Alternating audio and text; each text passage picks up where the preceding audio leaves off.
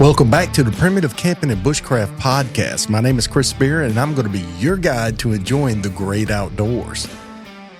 Have you ever wondered how to turn the simplest of, natural resources like leaves and twigs into a reliable, life-saving cooking setup in the wild? Well, today we're going to dive into the essentials of cooking gear, and we're going to be on page 63 of the book, Primitive Camping and Bushcraft. So if you got the book, follow along, and if not, swing by and pick it up. All right, hang tight. At the end, I'm going to give you another little thing, little tip, trick, or hack that you can use to cook with in the great outdoors. So cooking gear can include grills, stoves, solar ovens, and any other device or apparatus used to cook or warm your food and to kill any harmful biological pathogens. That is the absolute most important or paramount or pinnacle or any other important word that you want to use to do when you're out there. You need to kill the biological pathogens. So we're going to fast forward in the book to page 216 real quick. And what this is going to do is give us cooking temperatures for different types of foods. Now, I know what we're talking about here is cooking gear, but I really wanted to go over the biological pathogens and stuff like that in your food. So we're going to hit this again later on down the road. But one of the aspects of it is that, when you're cooking, if you want to be extra cautious, you can bring a very lightweight food thermometer with you. I never done it, but some people are extremely cautious, especially if they're cooking chicken, any kind of fowl, stuff like that, but beef, pork, veal, lamb, and steak chops, and roasts have to be cooked for 145 degrees Fahrenheit. That's 62.8 degrees Celsius. Any kind of ground meats needs to be cooked to 160 degrees Fahrenheit or 71.1 degrees Celsius. Ground poultry is 165 degrees Fahrenheit, 73.9 degrees Celsius. Ham, fresh or smoked and uncooked, needs to be cooked to 145 degrees and 62.8 degrees Celsius. Fully cooked ham needs to be cooked to 165 degrees. All right, now when they're talking about fully cooked ham, they're talking about like stuff that was raw, that you're cooking straight from a raw ham in the oven for Thanksgiving or Christmas or something like that. The big hams, it needs to be cooked to 165 degrees. All poultry, breast, whole bird, legs, thighs, wings, ground poultry, giblets, and the stuffing that goes in it needs to be cooked to 165 degrees Fahrenheit or 73.9 degrees Celsius. Eggs are a different kind of critter here. Eggs are supposed to be cooked to 160 degrees. And I love sunny side up eggs. Well, a sunny side up egg is not a fully cooked egg. And sunny side up still has the gelatinous, the egg whites on the top that ain't cooked all the way through and has not reached 165 degrees. But if you use hot sauce, like a Tabasco sauce or some extra vinegary hot sauce, it will actually kill the bacteria in that egg. It'll kill the bacteria. And the same thing with oysters. That's why a lot of people use, whenever they're eating raw oysters, they will dip it in hot sauce, and that kills the bacteria, or supposed to kill the bacteria on the oyster or the egg. Now, moving right along, we got fish, shellfish, frogs, and snakes. And I'm presuming that this will go for alligator as well. It needs to be cooked for 145 degrees. Frogs and snakes and alligators should be done at 145 degrees because they're the same classification with the fish and everything like that. So anyway, I wanted to go over this cooking temps real quick because that is some very important stuff when you're out in the woods, and those temperatures will actually kill any harmful biological pathogens. And, when you go to a restaurant, all these foods are cooked to a temperature. They're cooked to temperature. That's when they know it's done. Majority of restaurants will stick a thermometer in there to make sure your food is completely cooked. So moving on from that, we got stoves. Stoves come in all kinds of shapes and sizes. And for an example, I got the flat pack stove. This is the Stoker stove by Uberleben, however you want to pronounce it. And this is a nifty little stove. It's like one of those little castles that you put together. It's got the four sides and the bottom. And you go ahead and throw that puppy together. It's a biomass stove. It's a bio stove or a biomass. And you can burn twigs and leaves and everything like I mentioned when I opened the segment up. And then we have grills. Grills are another great option for whenever you go out into the woods. And I typically will bring a grill. I know a lot of times I'll bring a wood burning stove like this the Uberleben one. And I'll bring those dudes. But these right here, these grills are amazing. And they're lightweight, and we're going to get into some more discussion about these in a little while. Then you got your pots and pans, stuff like that. But I got the little Uberleben. I can never pronounce that. How do you pronounce it? Leave a comment. Let me know. Uberleben. But anyway, you got stoves that come from your fold up type.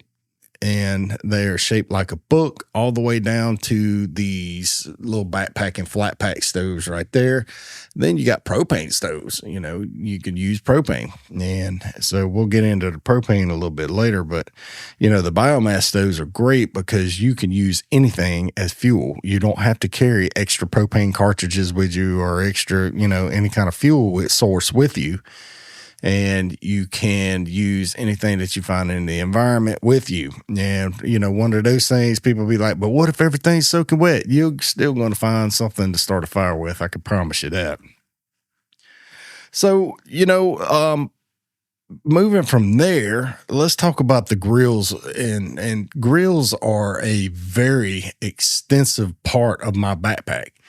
And I'm talking like I'm not talking about the big giant grills. I'm talking about the small compact ones that will fit into your backpack, like this little dude right here. If you're watching the video, this little grill right here is an amazing little grill. Now, let's break this part down. I had a commenter on one of my videos here recently that said, is there any good American-made products that you have found as far as bush pots? And, it's thundering and lightning outside.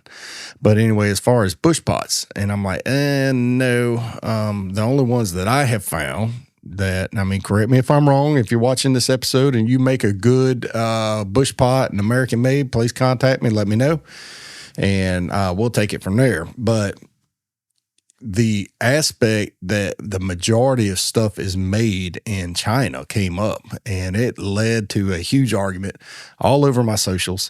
And one guy was like, it's made in China, enough said. And he left the page and, stomped out of the place. And I was like, dude, think about it. Pretty much everything is made in China. The device that you're trying to carry your argument on is made in China. Your Celly-Tellys are made in China. The U.S. companies are not going to they can't compete. That's the problem. They cannot compete. So, not that it's a good thing. It's whatever. It is what it is. I'm not going to get into political motivation on this platform. And a lot of it is politics, and it comes down to politics, and it started before our lifetimes, and I'm 50. So a lot of that started way back then. And then now we're reaping what we sowed back then and decisions that were made and the way people voted back then. So, but anyway, I'm not going to get into the politics of that. But still, if you have a American-made product that you would like to do a review with or whatever, send it my way. I'll throw it here on the podcast. I'll throw it in my YouTube channel and my Facebook page, and we'll get that puppy out there. So, where was we? Oh yeah, the grills. So anyway, back to the grill. Now, this grill is a great little asset to have with you. And it is stainless steel wire. It's a little 6 inch by 6 inch or so grill, maybe 8 inches by 8 inches. And it has legs that fold out. And then once you fold these legs out, you can set it over a fire. You could dig you a little hole and put this grill on top of that hole. Oh, excuse me. And then you have yourself a nice little stove. Now, the downfall to that is that you're not going to be able to use this if there is an open fire ban. You know, if there's a fire ban or anything like that, you can use a stove. And that's what makes stoves different than grills. And that's what makes stoves more appealing than using grills, honestly, is that in the event of a upright, fire ban, you can actually still use the stove because it is an enclosed item. I know that's the case here in Mississippi. I don't know, in different states, it might be no fire at all, whether it's in a barbecue pit or whatever, but that's up to your legal authorities and your law enforcement there during those situations. But, as far as here, it does get dry here. In the summertime, there's a drought. A bunch of these rednecks down here drive down the interstate and throw out a cigarette butt. And next thing 5 miles of the interstate just burnt down. And I mean, the edges of the interstate, it's crazy. So stoves versus your actual grills, there is a comparison there. There is a use for one versus another. Grills are great. You can do everything on a grill that you can with a stove. You can use a grill as a stove. You just put your fire up underneath your grill. That's all a grill is to elevate your food and whatever you're cooking with up off the ground for you to cook with. I mean, it's simple. It's the same concept as working in your kitchen on a stove. All a stove is you put a pot on a fire in your kitchen. Well, the eye of your stove is your fire. It's contained. It's self-contained. It's self-contained on that eye. And it just heats that area up. And when you turn it off, it turns off, But a fire is the same way. All it is a modernized fire. That's all it is in your house where you can cook at any time you want. So, following the folding wood burning stove has been a staple in my backpack for a long time. Then I started not experimenting, but I started taking out like the little grills and then started using the grills. I went on a 2-day kayaking trip. You could check that video out on YouTube here recently with a friend of mine, Dave. And we used this stove right here. If you're watching the video, this stove right here, we used this stove. And we cooked our food on it, and we cooked our breakfast on it, our dinner on it, and we boiled some water on it for our coffee. But that stove right there is what we used. Not stove, but grill is what we used for a 2-day kayaking trip. And we had a blast. It was a great time. I enjoyed it. He enjoyed it, and it worked perfect for what we needed it to do. So when it comes down to these biomass stoves and these grills, you can use anything as fuel. You can use leaves, sticks, twigs. You can use, trash. If you got to use trash, you can burn cardboard or paper or whatever. It doesn't matter, but you can use that to warm up your coffee or cook your food in the event that, that's all you had was garbage. I wouldn't cook plastic up underneath my food or nothing like that. And a lot of people, I can see the comments already. A lot of people's going to be like, oh no, it's going to release all kinds of chemicals in your food. Anyway, next. It kills me, man. So, these little stoves are amazing. Now, they come in stainless steel or titanium, and I'm talking for both. I'm talking for the actual folding stove, the little flat pack stoves, or the grills. Grills are made now in the same way that these stoves are. They're made out of titanium. Titanium is extremely lightweight. Titanium is more expensive, though. And to me, I'm not going to go spend $100 for one of these stoves when I can get one for 30. I'm not going to do it. Yes, it weighs just a little bit more, but I'm not too worried about it. I'm not an ultralight hiker. If you're an ultralight backpacker or ultralight hiker, that might be your gig, but I'm not into that, and I'm not going to do that. So I'll continue doing it the way I've been doing it. So grills have made the same advances as all these stoves. Grills they have ultralight grills. They got the same grill that I have there, which is made out of titanium, and it does the same thing. It's super expensive, but it does the same thing. You can get the little titanium ones that are 4 inches or 6 inches wide like that. Even if you bought the Pathfinder Bush Pot series or the Woodland Camp Chef or whatever it is. If you bought those are like one of the most common variants of bush pots out there. And not that I'm promoting any business or anything like that, but still, it has a stove or a grill inside there that you can use in these pots as an oven. And I've used it before. I made biscuits. I've cooked bread in the woods. Some people's like, why would you do that? Well, I don't know. I thought it was pretty cool to do. So, most of these things I bought at a local department store. Now, there is one grill out there. It's Cooligans, or I forget the name of it. Starts with C. It's always in the camping section of these stores. Comes in, the packaging is green. It's just a little piece of cardboard that folds around. It's Cooligans, I forget the name of it. But anyway, these guys are, these grills that they have are pretty cool. It's like nickel plated or stainless plated. I mean, it could be, chrome plated. I don't know what it is, but anyway, it's just a little grill, and it's like 4 or 5 inches by 8 or 10 inches. And it's got 2 legs that fold out up underneath there. You just fold it. It weighs nothing. It weighs absolutely nothing. You just throw that dude in your backpack. Once you get that dude in your backpack, you head out to the woods. You can do, whatever you're going to do, cook and burn your coffee or whatever. But these little things are amazing. And I've started using those more than anything else.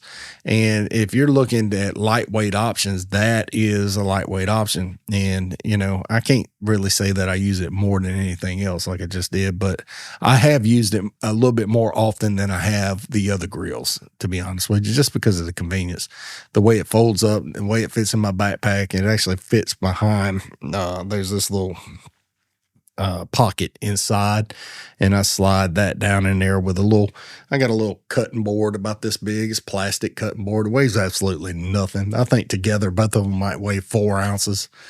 And I use that on all my trips and stuff like that. And a cutting board's a great thing to have when you head out into woods, especially if you're like doing fish or, squirrel. All right. So there's another one called the bedroll stove or the bedroll cooker. And Lord and Field made the one that I have. I think it was a pretty cool little design. It's 3 pegs that you stick into the ground, and these are probably 1/8 of an inch diameter sticks. It looks like tent stakes is what it is, tent stakes, tent sticks or whatever. And you push them puppies in the ground, and you hang a grill on it, or you hang a pot hook on there. And you can actually cook your dinners like that. And it swivels on, swivels off the fire, and it's actually a pretty cool thing. And the reason they call it a bedroll stove is because it's in this wax canvas bag. You put your stuff in there, and then you could roll it up, put it in your bedroll stuff, and then attach it to your backpack and head on out.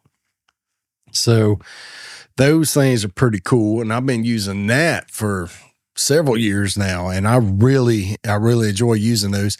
And it really comes down to, what are you doing? What do you need it for? What kind of camping are you doing?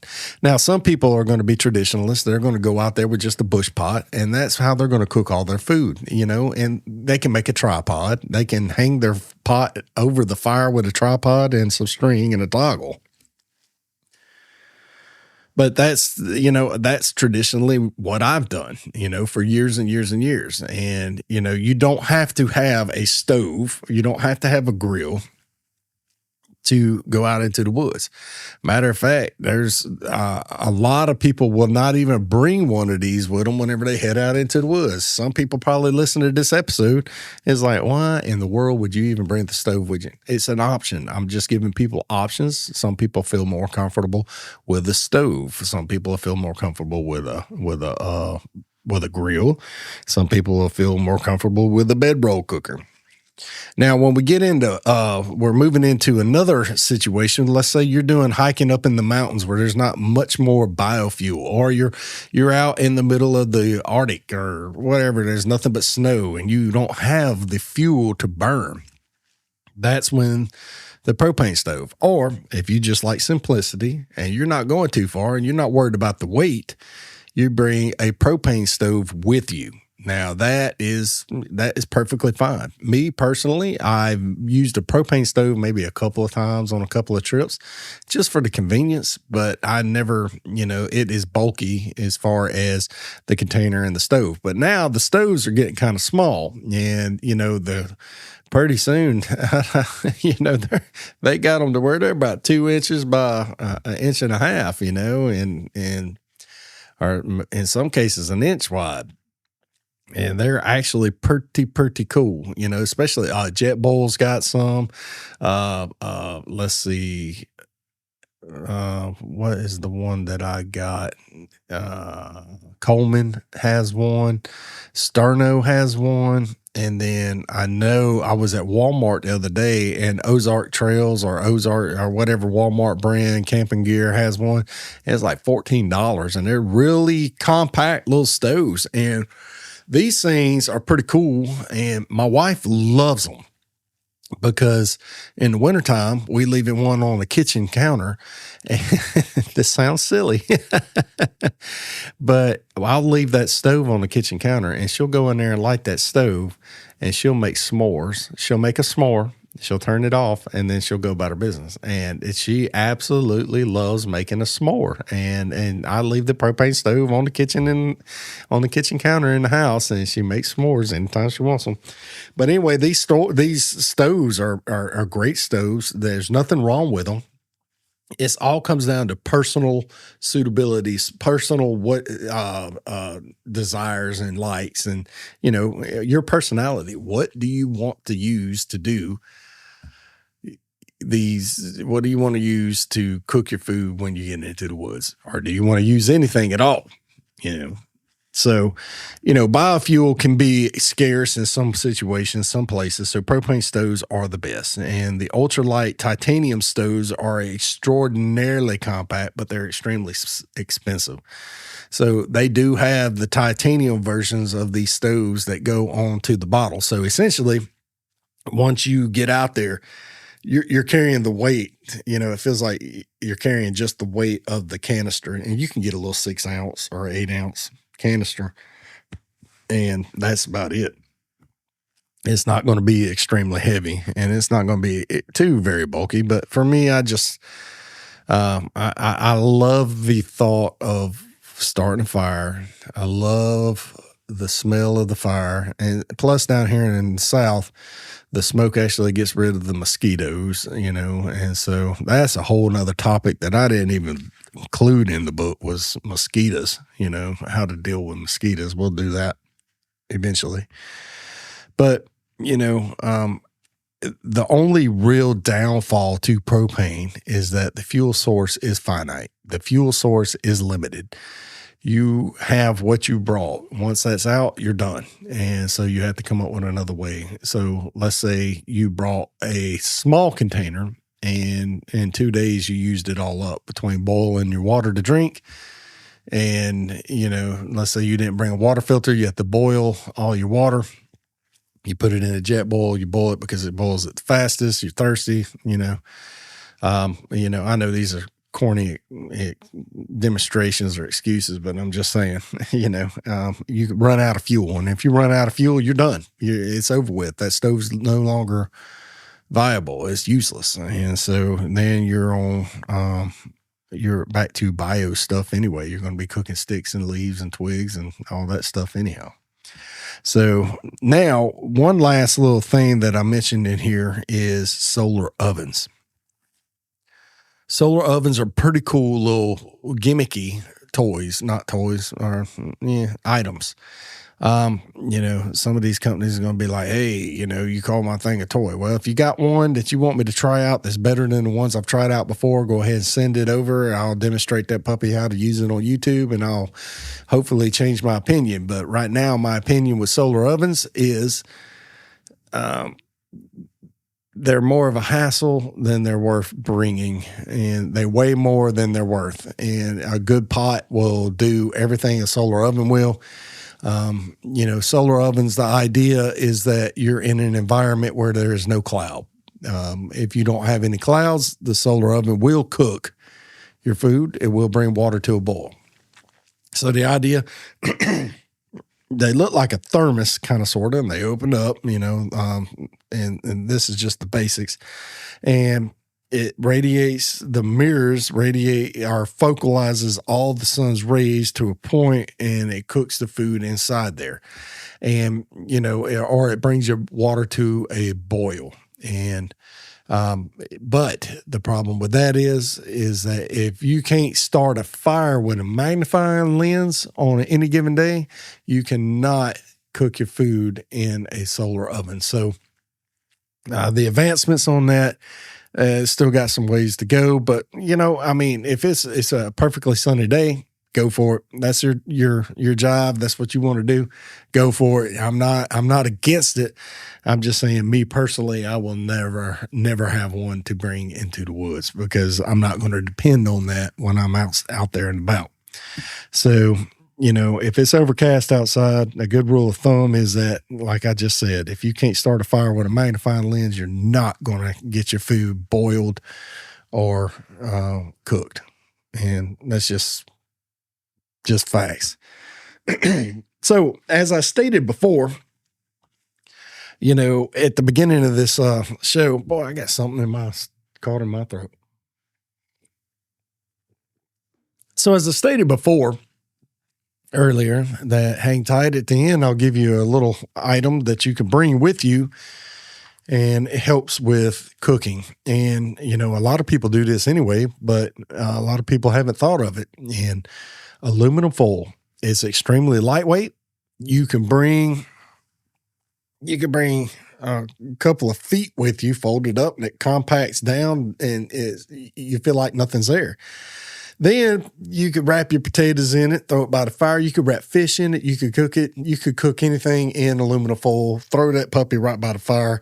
A lot of times you could put it on top of the fire, stuff like that. And it will actually do a real good job with cooking your food. And so that is my little quick tip, is just bring you a couple of foot folded down in a little square of aluminum foil. Bring that with you. It comes in handy for so many different items, especially with cooking. And you can actually use it to help with your fishing. You can actually decorate a hook with it, and you can actually catch fish with just some aluminum foil on a hook. All right. Don't ask me how I know that. All right, guys. Thank you so much for joining me today. And next time, we're going to hit the water. So we're just in the gear section. We are still in the gear section of the book.